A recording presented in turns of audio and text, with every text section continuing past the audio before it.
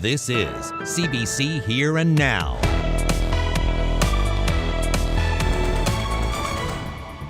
Spending is on the rise in this year's provincial budget, but Memorial University's funding is going down. Everyone should be able to get an education without having to choose between paying rent or putting food on the table. I'll tell you what students and professors have to say about that, coming up on Here and Now. It's the 37th version of the home show here at the Glacier in Mount Pearl, but it's the first time in 3 years that they've been able to have it. It's incredibly important. It's a great opportunity for all of our vendors to get out in front of consumers who they haven't been able to see for the last 3 years. And Jeremy Eaton and I'll have that story coming up. And in St. John's, it is snowing. It is -3, and the visibility, as you can see right here, is starting to reduce already. More on your weekend winter storm coming up. Good evening and welcome to Here and Now. I'm Peter Cowan. Lots of programs got a boost in funding in this year's provincial budget, but not Memorial University. It's had a cut to its operating grant. Students and professors at MUN say they're disappointed and worried for what's to come. Here Now's Daryl Roberts explains. Government spending is going up in this year's budget, but not everywhere. First thing that Minister Cody came out to say was that our financial situation is excellent. You know, we're in the best condition in years, but still they're going ahead with a cut, a devastating cut to funding for education for students. Last year, the province provided nearly $310 million for Memorial University's base operating grant. This year, the province plans to cut that grant by almost $14 million. The province will provide more than $58 million for MUN's medical school and increase seats in medical and nurse practitioner programs. These investments continue to position Memorial University as one of the most heavily, provincially subsidized universities in Canada. These budget cuts aren't unexpected. 2 years ago, the government announced it would phase out the money given to MUN to freeze tuition, leading the university to raise its fees. The finance minister says a $28 million assistance program should help post-secondary students with that increase. Our government understands the need for affordable, accessible, post-secondary education, and we're putting funding directly in the hands of students. But not everyone agrees it's enough. Everyone should be able to get an education without having to choose between paying rent or putting food on the table. In a statement, Acting President Neil Bowe says the university is reviewing the budget, noting operating grant decreases were expected for the coming year. The president of the university's Faculty Association, also critical of the cuts, says members want MUN to take a stronger stance. The faculty members are really disappointed by what the acting president stated yesterday. Like, he literally said, oh, okay, yeah, there's a cut, a lot of good things, some bad things, yeah, cut. We'll work with the government. We'll work to incorporate the cuts versus what everyone is saying, my membership is saying, the teachers are saying that he should have put his foot down and say that this is not good for the university. The Auditor General is reviewing spending and operations at MUN in a move Cody says will make the university more accountable to taxpayers. Daryl Roberts, CBC News, St. John's. Well, it took a letter from the federal minister, but some calm appears to have returned following a week of protests by crab harvesters. There's the promise of a review and some flexibility when setting crab quotas. But as Here Now's Terry Roberts reports, this may only be a pause. Okay, guys, DFO now, DFO Monday morning. Let's go. Let's get out. The union president donned his jacket this morning and was ready to lead a mob back to White Hills to vent more anger at federal fisheries.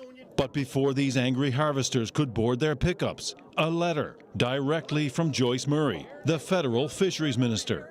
You're going to hear it the same way as I'm going to hear it now for the first time. A promise to review their concerns prior to next year's harvest, and a hint that quotas could get a boost. I can also confirm that the flexibility afforded by the PA framework will be considered in our management decisions for 2023. That's not good enough for some. So now they're saying they're going to review it. So you know what review means. We've all heard it for years and years. Right, you know what I mean? We need something more solid than that. As good as it gets for now, says the union. If we get a review in 1 year versus 2 or 3 years, that's a strong suggestion that is going to change. At issue is the management approach in Fishing Area 3L, home to more than 500 inshore fishing enterprises, from Bonavista Bay to St. Mary's Bay. These harvesters are furious that the resource in 3L has been split into two biomasses, one for the inshore, one for the larger offshore boats. They say it means their quotas are unlikely to ever increase. And with the market for crab collapsing following a banner year in 2022, inshore harvesters say they might not earn enough to survive this year. As it stands right now, we got 22,000 men of crab, right? We all know what the market's do. Price is going to be down, so, we should have been up to 40 or 50,000 before this. They want just one biomass in 3L, saying it would give them a better share of the resource. The minister says it will be considered, but not for this year. What that means, they will look at it, but we got to make sure through the union and our under 50 fleet that on no uncertain terms, we want to go back to one biomass. I heard review last year and the year before. Review. It's a band-aid to cover up our eyes. DFO has agreed to a meeting for next week. The union says that's a start. The committee represents you in all these issues. They're ready to sit with DFO, with myself and Jason and the staff, to negotiate a better settlement than what you just saw. So there's where we are. All in favor? All right. Some headway, but still questions. They'll let it lie for now once and give them the benefit of the doubt, see what happens and take it from there. Meanwhile, the crab season is quickly approaching, and these harvesters hope they can soon focus on fishing instead of planning protests. Terry Roberts, CBC News, St. John's.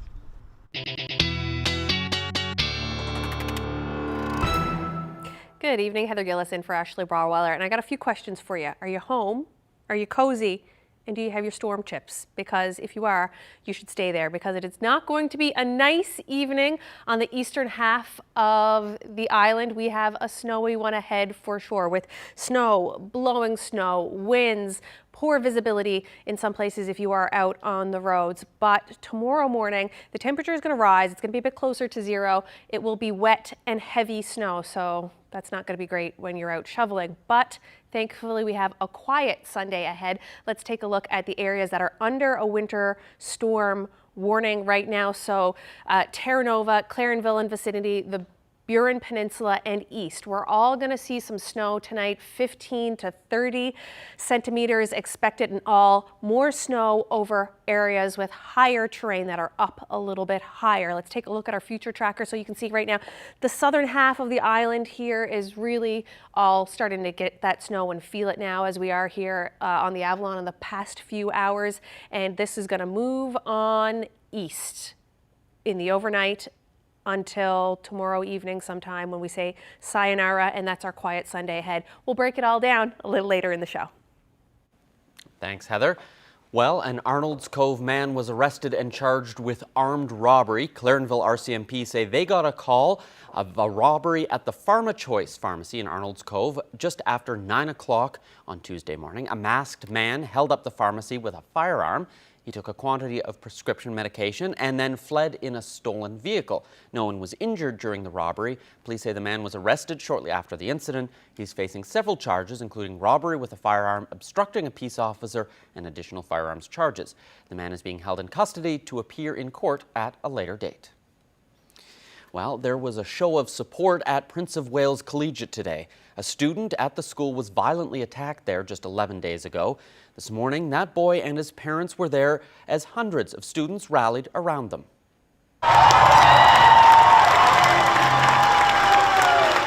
Right now we're in the PWC gym and we're having a very special pep rally today to promote all the great spirit we have here at PWC. I think a lot of people really struggled and had a lot of emotions with recent events here at PWC. And going into 4As this weekend and all other events at PWC, it's really important that we rebuild our community.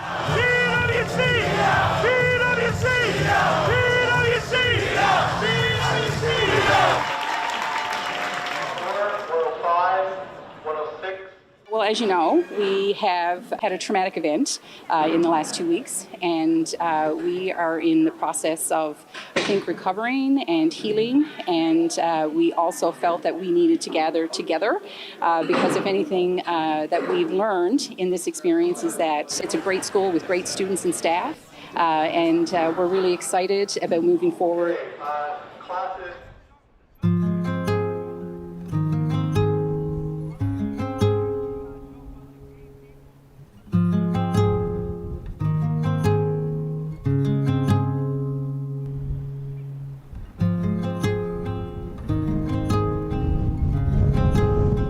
To say March 9th was the scariest day of our lives is a large understatement.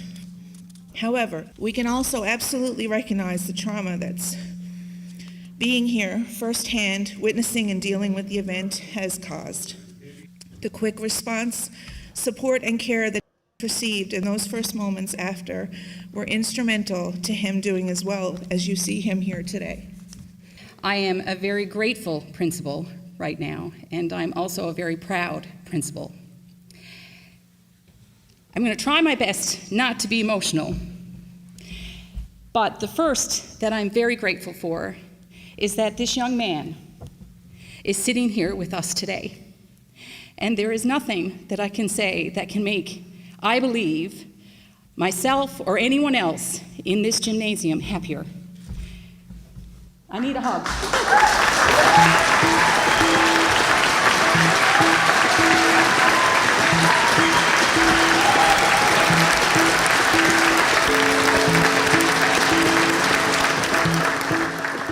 I can go on and tell you about all the things that make PWC great, because frankly, I'm quite a fan of this school. We can accomplish so much when we work together as a community. Let us enhance this mindset and create a school community that is welcoming, supportive, and empowering for all. Very exciting. We have been, of course, saving our funds to actually order and finally get a real PWC Cavalier mascot. What a better day to do it in light of everything that has happened in the last 2 weeks, and now we can just close it off with a new mascot that was purchased. Wait, what's going on?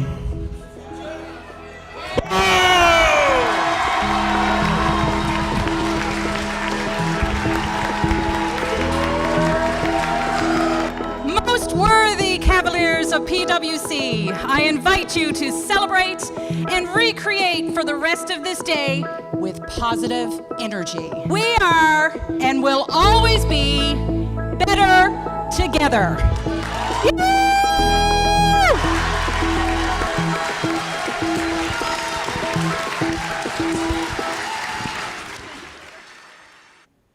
Four teens have been charged with attempted murder as a result of that attack on the student. Two of those teens have appeared in court yesterday. According to reporting from the Telegram, the youngest of the accused, a 14-year-old, was denied bail. He's expected to be transferred back to the Youth Detention Center in Whitburn.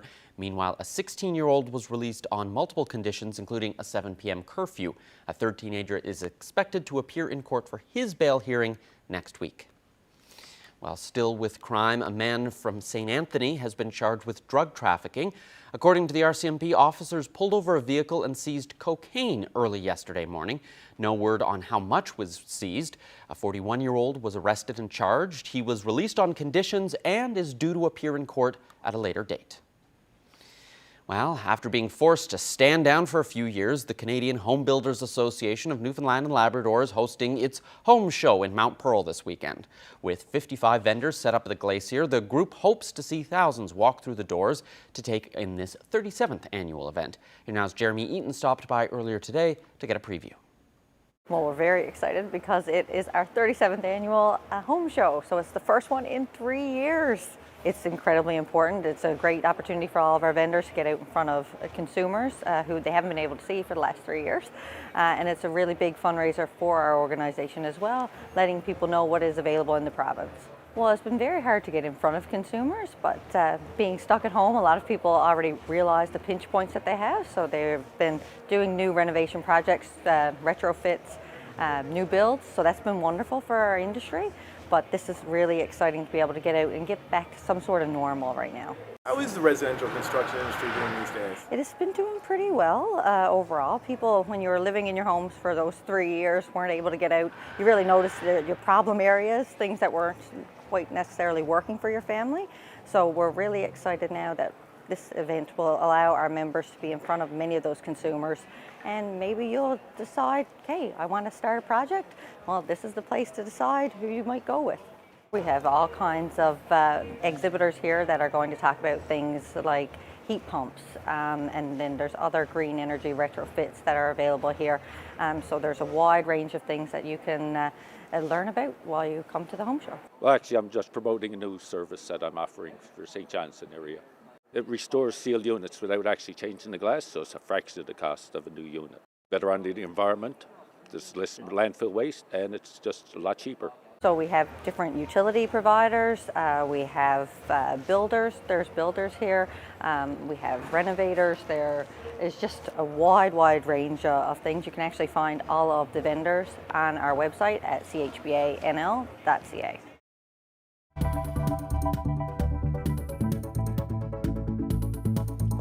There has been a big shift. Certainly in my career, I'm seeing more and more women. I'm seeing more and more variety and diversity, both in the military and in the industry. Getting young women interested in aviation. A not-for-profit group gave a tour to young women and Indigenous youth at Five Wing Goose Bay. We'll take you along after the break. And snow is the story tonight and into Saturday. How much are we going to get? We'll break that down ahead.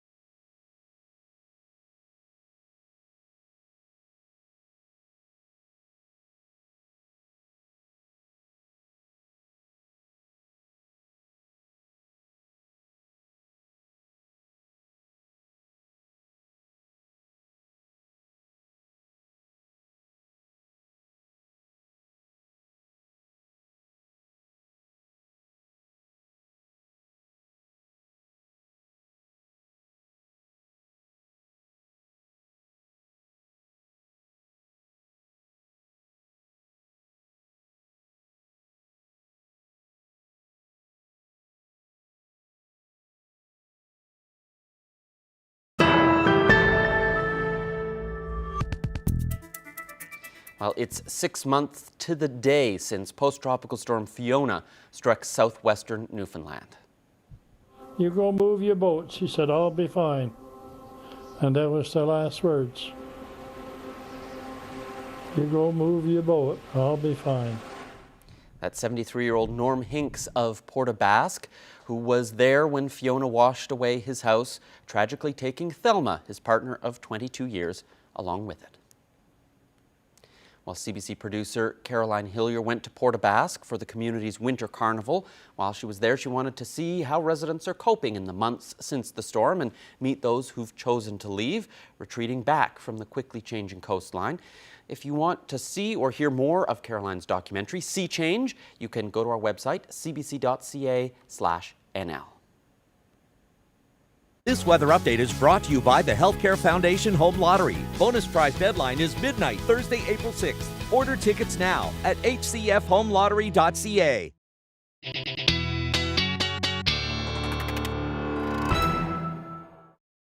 Well, Heather, there's no business like snow business. I prefer show business. Not looking forward. Less shoveling in, shoveling. in show business. Yeah, I'm not sure a winter storm at the end of March is on anyone's wish list, but listen, we live in Newfoundland and Labrador. Could snow in June. We should know better by now, but we don't. Every year we're like, why is it still snowing? I know. Hopefully, I'm not going to say hopefully this is the last of it, because I'll say that. Knock on wood. Yeah. And then we'll get another one next week. But let's take a look at our current conditions and the wind chill temperatures that we're feeling right now. On the southern part of the island right now, where we're seeing the snow, it's about, -2, -3 degrees. And right across the island, we're seeing wind chill values anywhere from -7 to -15 right now. And not too bad up in Labrador, a little warmer than it has been earlier in the week with your wind chill values, -6, -7, -8 degrees here. But that's not what we're here to talk about. We're here to talk about the snow, because I know that is what you are interested in hearing about. And Environment Canada says that we are expected to get 15 to 30 centimeters of snow because of our winter storm. Here we go. There we go with our future tracker, that we can see the snow, as I said earlier, right here along the southern part of the island. And again, Environment Canada saying that we're supposed to get 15 to 30 centimeters of snow. So what's going to happen in the overnight hours, we're going to see this system push east, and then it's going to start to move away further from the south and southwest coast, so the snow will end for you first. But in this area right here in the east that is under the storm watch, well, the snow is still going to be here when you wake up tomorrow morning around 8 o'clock, and the snow is going to linger around the northeast Avalon until sometime tomorrow evening. So taking a look at our temperatures tonight, -2 in St. John's, where tonight and in the overnight we should see 10 to 20 centimeters of snow. On the southern Avalon, you will see less, about 5 to 10 centimeters of snow. Right here in the middle, in the Clarenville, Terra Nova, Bonavista area, a little more snow than the southern Avalon and a little less than the northern Avalon, about 10 to 15 for you folks. Temperatures in the -4 area. Down on the Burin Peninsula and the south coast, about 5 centimeters of snow for you folks, and closer to 2 to 4 here on the southwest coast, Port aux Basques area, as we go up the west coast and into the northern peninsula to about Gros Morne, you could see about 2 centimeters, with your temperatures ranging really from -2 to -4 degrees for the island, and -4 down to -10 in Labrador City. So it looks like we will have a chance of flurries up across Labrador tonight, but otherwise the weather's pretty quiet for Labrador because all of the action is right down here. Now, looking ahead at our snow accumulations, it looks like the most of it will be on the Avalon, on this part right here, skirting the southern shore and the northeast Avalon, with that 15 to 30 centimeters, depending on where you are. Environment Canada saying more snow over areas with higher terrain. And then, of course, down here on the southern Avalon, it's going to change over terrain, as it often does. And the winds are going to be a bit of a story tonight as well. So they're already, 60 gusting to 80, and then we will see some 80 gusting up to 100 along parts of the coast. So we're going to see those winds increase into the overnight before they really start to push eastward again as this storm departs and giving us a less windy day on Sunday. Taking a look at our future tracker again as we go into tomorrow, we see the storm push off tomorrow, Saturday afternoon into the evening hours. Taking a closer look now at tomorrow. St. John's will get another 5 to 10 centimeters of snow tomorrow. Less snow down on the southern Avalon, like I said, probably 2 centimeters of snow followed by 2 millimeters of rain when it has the change over. Same with Placentia, 5 to 10 for the Bonavista Clarenville area. And it looks like we could have a snow rain mix, but it will have things will clear off for the south coast before they will on the Avalon Peninsula. We should get about 2 centimeters in Gander, and the further west we go, the better the weather will become because this storm will be moving away. We'll have some possible flurries in the morning, changing over to sun and cloud or some cloud for you depending on where you are in the island. So Harbour Breton could see a chance of flurries, mix of sun and cloud for Grand Falls. Few chance of flurries there for you. And as we go on to the west coast, the weather should be pretty decent tomorrow, looking like a pretty good spring day for this time of year. Same thing up here on the northern peninsula. Chance of flurries, snow rain mix there for St. Anthony and into the Big Land, like I said earlier. All will be very quiet for you tomorrow. And actually, you're the best place to be. Nice weekend. We'll talk about the long range forecast coming up. Thanks, Heather. The group Elevate Aviation aims to get more young people interested in careers in the sky. Young women and Indigenous people were invited to Five Wing Goose Bay this week, where pilots, engineers, and others were on hand to offer their insights. Have a look. This is your chance to learn and discover everything that they have to offer. Search and rescue is an incredibly rewarding, challenging, and sometimes a difficult job, but that's what kind of gets me up in the morning. It's really wonderful to be able to help people out, whether that be in finding someone or giving closure to loved ones. Search and rescue is a really important job that we have here in the country, and I'm happy to be a part of that. And I also just really love flying. And flying helicopters, I think personally, is the neatest type of flying, but it depends on the pilot that you ask. They'll give you a different answer. It's really lovely to be able to speak to young ladies about this as an option, because I just remember not thinking of it myself until an opportunity was afforded to me to see the industry. So things are changing. I don't know if they're changing quick enough, but they're definitely getting better because there are no more initial barriers. There are no more blockades that stop women or underrepresented groups from joining in such industries. Now it's more of a cultural shift, and it's more of a mind barrier that we have. Like, oh, I can't do that because I'm a girl. We're still kind of trying to fight that, and I'm not really sure why. I would say that there has been a big shift. Certainly in my career, I'm seeing more and more women. I'm seeing more and more variety and diversity, both in the military and in the industry. It's just, we're still not there. My current job is I'm in charge of the maintenance flight at our helicopter squadron. So I have a crew of amazing technicians that work for me and with me, and we produce the aircraft so the pilots can go fly them. It's challenging, especially up here in Labrador, parts, trying to get parts for our helicopters, but it's also very exciting. It's day to day, it's different every day. There's new challenges, there's new problems to solve, and like I said, I have a great team, and we all enjoy coming into work and getting the job done so the pilots can go fly. I'm really excited to talk about aviation and aviation in the military here to lots of students from the area. I think it's a wonderful event to get people interested not only in STEM, but it's in particular in aviation. If you have questions, ask questions and just try. Apply to your sciences in high school and just go out and try, because you'll never know until you try.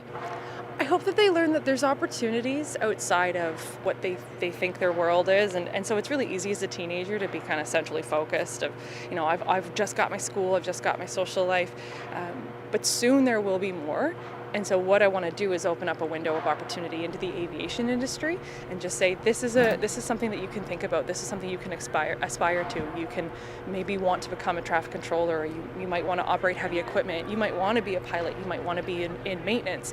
These are opportunities that are outside of what your world looks like right now. So come on in, because the water's warm.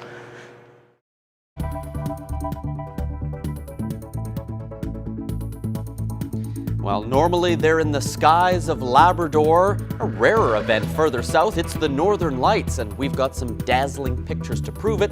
We'll explain why we got to see such a dazzling display. That's coming up.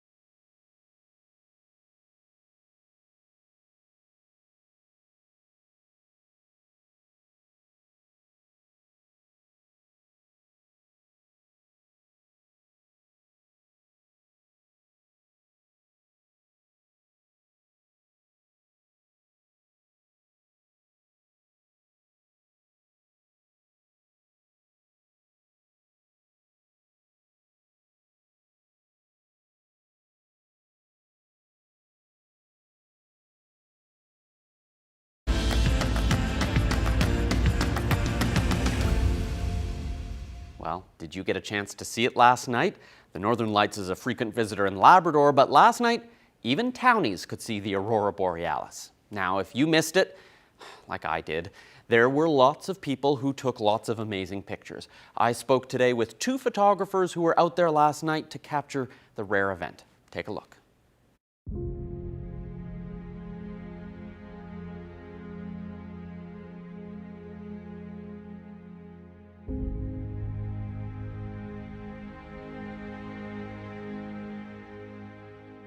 A love the Northern Lights. It's probably the one thing that I would love to shoot all the time.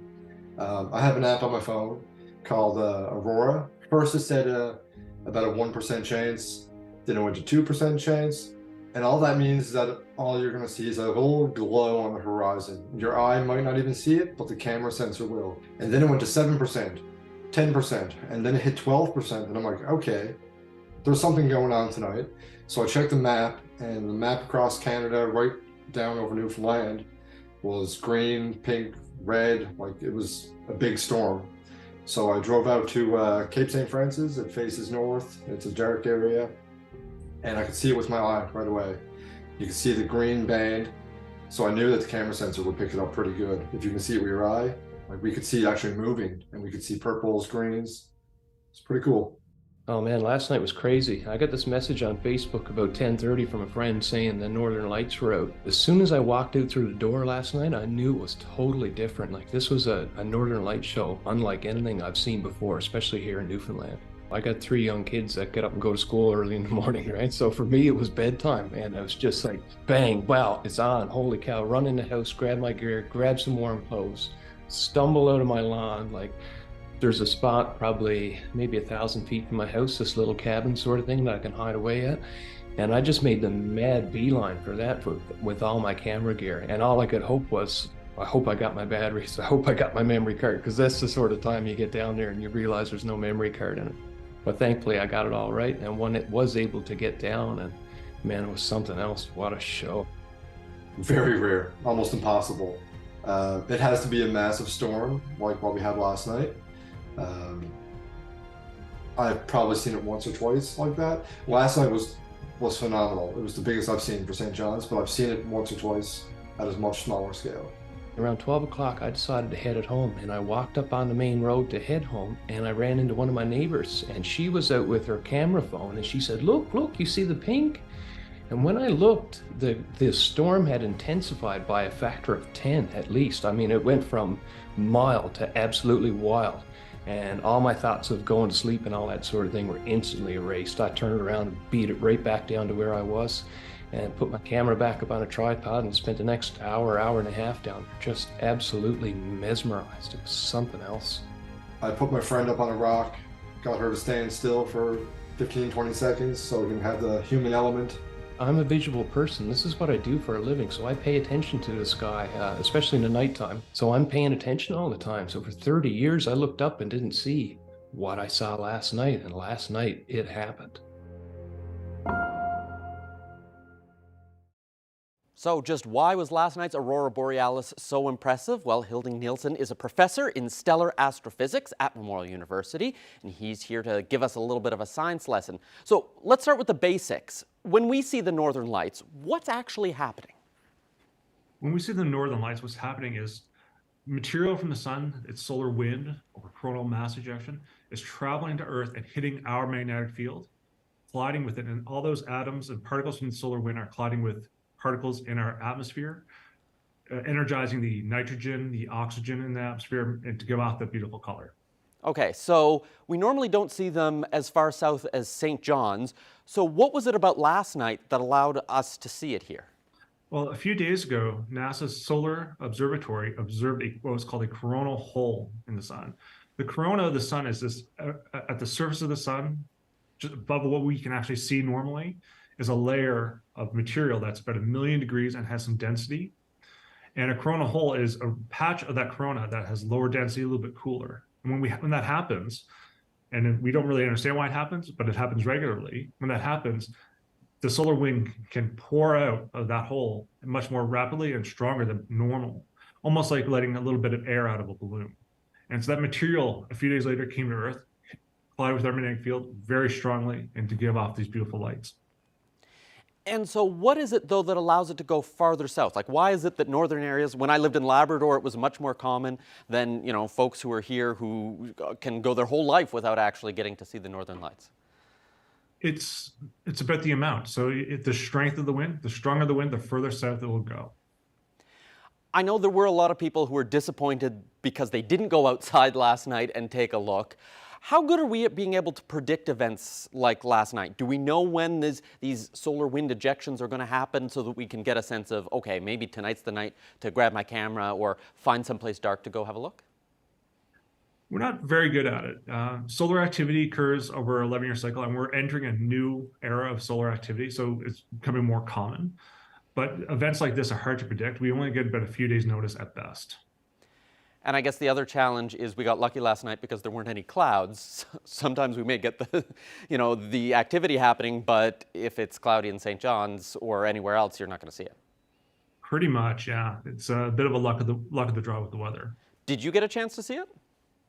I ran out around 1 a.m. to have a look, but I couldn't see it, unfortunately. I'm a little disappointed. Okay. Well, thanks so much for joining us and sharing some of the science behind what so many people were enjoying last night. Oh, thank you very much.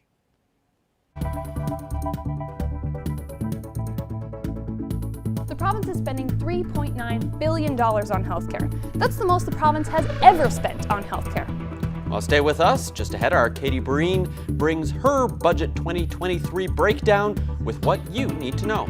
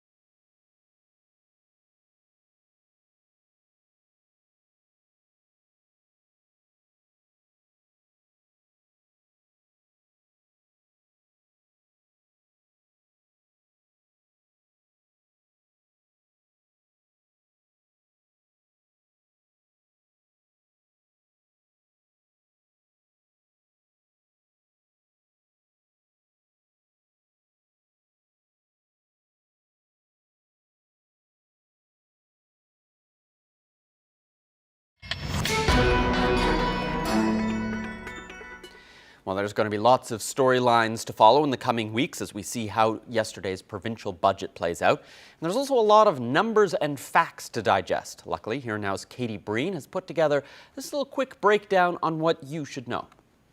The 2023 budget is out. It calls for $9.8 billion in overall spending.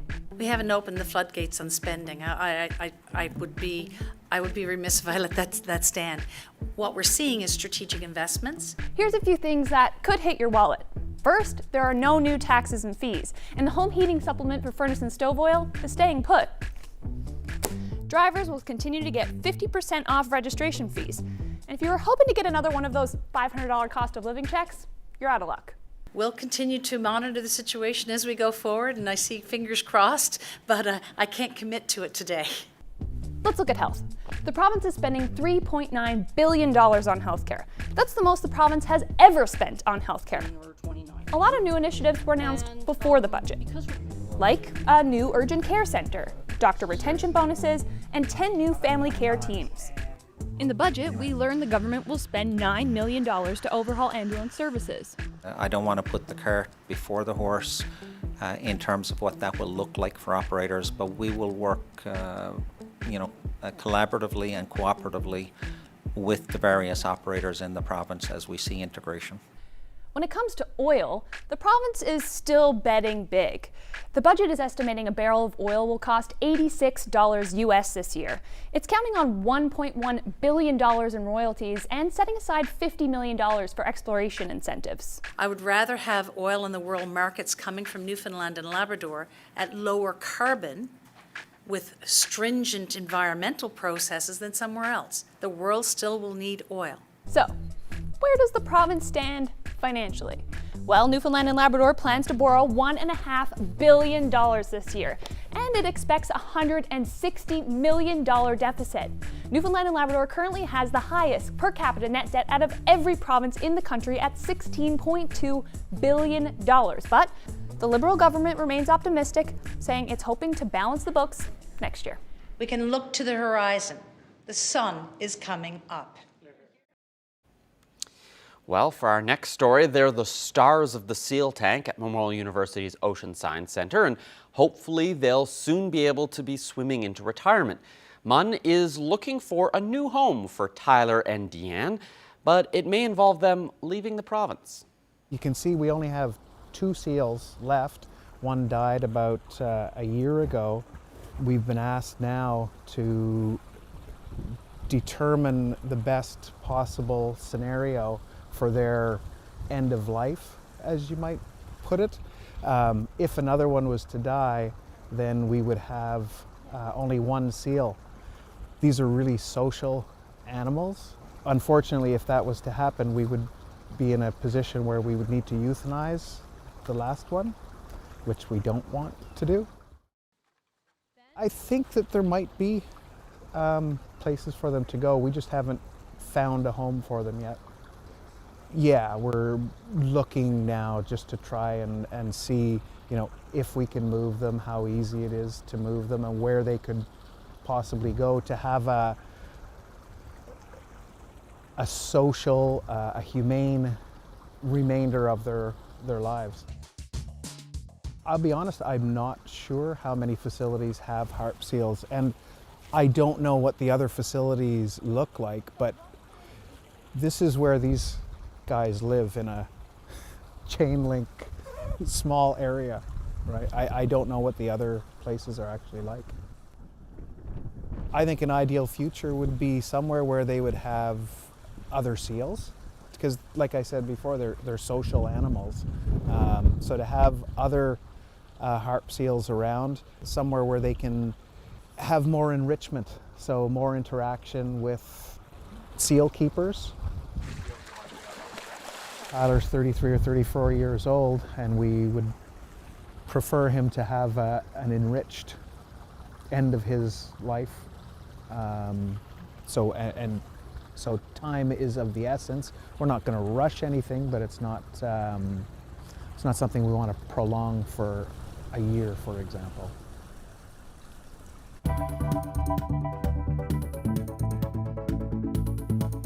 A reminder, this Sunday, CBC NL and The Rooms are celebrating Black culture with a free afternoon of activities for young families. It's happening at The Rooms in St. John's from 2 to 4 p.m. There'll be books, music, lots of stuff. Head to our website for details, cbc.ca/NL, and click on the community page.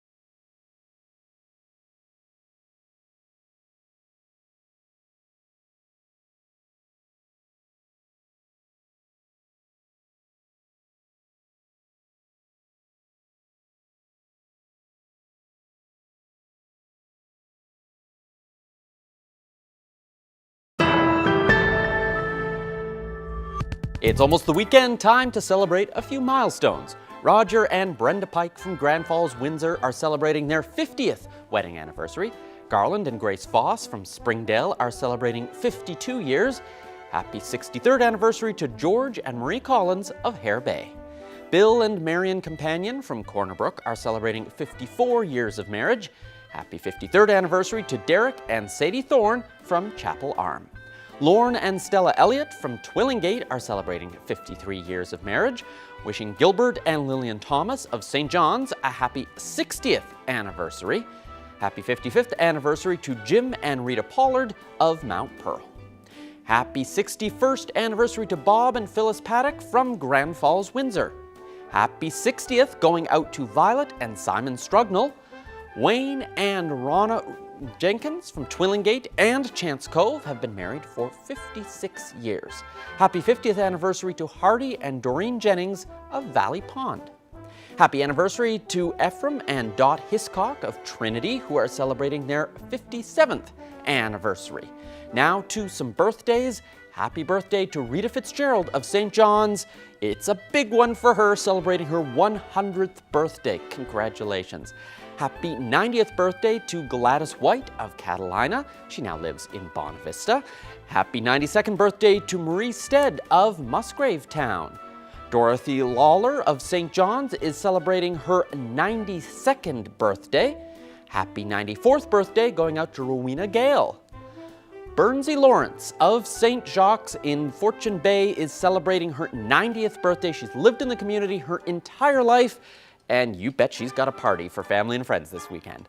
Happy 91st birthday to Spencer Cutler from Indian Bay. Happy birthday to twins, so it's a double happy birthday. Alice Clark of Paradise and Mabel Daw of CBS. They are turning 101 this weekend. Congratulations to you both. Happy 90th birthday going out to Elsie Rideout of Buckens. She lives at the healthcare center there. Happy 91st birthday to Belle Mullally of Northern Bay. Happy 96th birthday to Doris Bursey, formerly of Old Perlican, now living in Mount Pearl. Donald Freak from Boyd's Cove is celebrating his 95th birthday. And we're going to end with another big one. Happy 101st birthday to Vivian Kendall of Twillingate. Congratulations, everyone.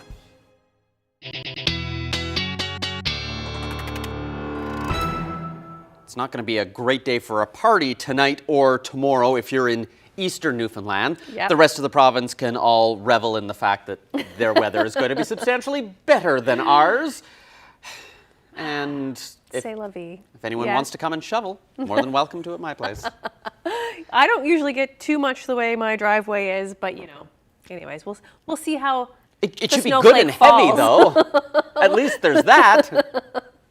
Bearer of good news here tonight. Let's take a look at our current conditions. The visibility is dropping. It was at 1 kilometer when we started the show, now to 0.4 of a kilometer. So we are losing some visibility, and we have wind gusts now up to 69 kilometers per hour, and it's snowing in St. John's at -3, feeling like -12 when you factor in the wind chill. Now let's take a look at gusts in other parts of the province. Like I showed you earlier in the future tracker, it's really this bottom half of the island that is kind of being affected by this winter storm, seeing gusts to 80 in St. Lawrence and 93 along the south coast, and 89 in Port aux Basques. So if it is snowing, it's probably blowing wherever you may be. Let's take a look though at Sunday and how that day is going to be. It's going to be better, I promise. It'll be cloudy and fairly quiet after this storm moves out.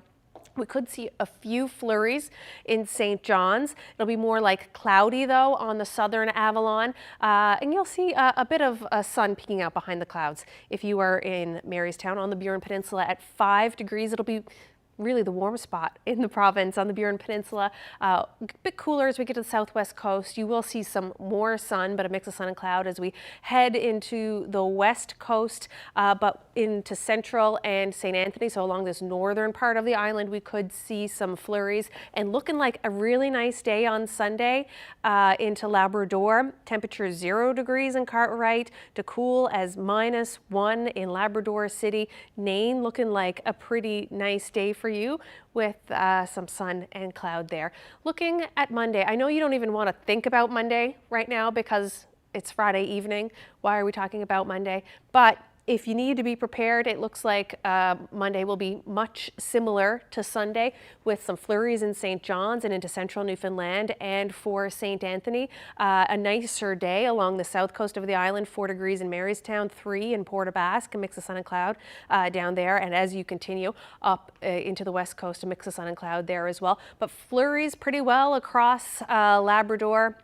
Temperatures between 2 degrees in the Straits and 0 in Nain and Labrador City. Taking a look ahead now, a bit further afield. Saturday, there you go, for the East Coast. You're seeing all that snow that is on the way and in the works. Flurries throughout the rest of the week, temperature between 0 and 1 degree. As we move further west into central, 60% chance of flurries for you folks tomorrow. Sunday, Monday looking good, some flurries midweek for you.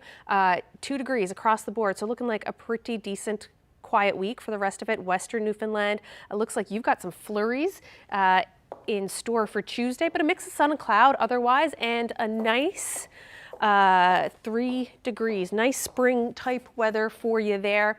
And into Eastern Labrador, a chance of flurries Sunday, Monday, Tuesday. Looking like a mix of sun and cloud on Wednesday. Western Labrador, you've got some flurries as well Monday and Tuesday. And onto our weather photo. We've got snow. That comes from Lori Snow in Happy Valley Goose Bay. She took that, and you can send photos to us at nlphotos@cbc.ca. And that's it for us tonight. Thanks for watching. Have a great weekend.